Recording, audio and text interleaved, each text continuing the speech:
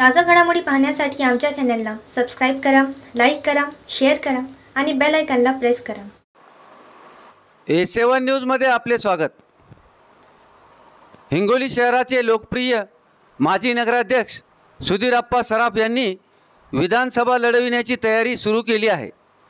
शहरभरात व ग्रामीण भागातील भिंतींवर ध्येय तेच मार्ग नवा सुधीरप्पा वैजनाथप्पा सराफ अशा नावाचे भिंतीवर व शहरातील विविध ठिकाणी पाहावयास मिळत आहेत. त्यामुळे विधानसभेतील उमेदवारीची चर्चा नागरिकातून होत आहे. सुधीरप्पा सराफ यांचे आजोबा नागनाथप्पा व वडील वैजनाथप्पा हे देखील मुरब्बी राजकारणी होते. त्यांनी नगरपरिषद हिंगोलीचे नगराध्यक्षपद भूषविले होते.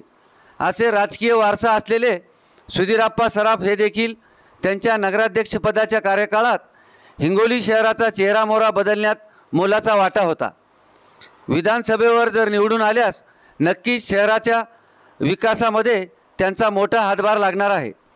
तसेच गेल्या 100 वर्षापासून सोने चांदीचे व्यापारी असल्या कारणामुळे त्यांचा शहरी तसेच ग्रामीण भागातसुद्धा लोकांसोबत घनिष्ठ संबंध आहेत. याचाही त्यांना फायदा मिळण्याची शक्यता आहे. अशा घरातच राजकारणाचा बाळकडू मिळाल्याने नगरसेवक ते नगराध्यक्ष असे पद भूषविले आहेत. तसेच सुधीरप्पा सराफ यांनी वैजनाथप्पा नागरी सहकारी बँक व सराफा व्यावसायिक म्हणून आपली ओळख शहरातच नाही तर हिंगोली जिल्ह्याभरात निर्माण केली आहे. त्यांच्या वडिलांनी जिल्ह्यात काँग्रेसचे संघटन उभारून काँग्रेस पक्षाला संजीवनी देण्याचे कार्य केले होते. असा राजकीय वारसा मिळालेल्या सुधीरप्पा सराफ यांचे विधानसभा लढविण्याचे संकेत दिसून येत आहेत.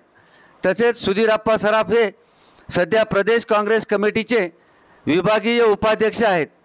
याशिवाय जिल्हा टेनिस बॉल असोसिएशनचे अध्यक्ष आहेत तथा जिल्हा स्वर्णकार असोसिएशनचे सुद्धा अध्यक्ष असल्यामुळे त्यांचा हिंगोली लोकसभा मतदारसंघात प्रचंड असा जनसंपर्क आहे.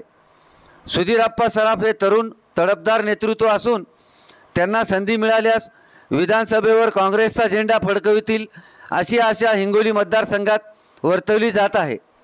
A7 न्यूजसाठी अनिस अहमद, हिंगोली.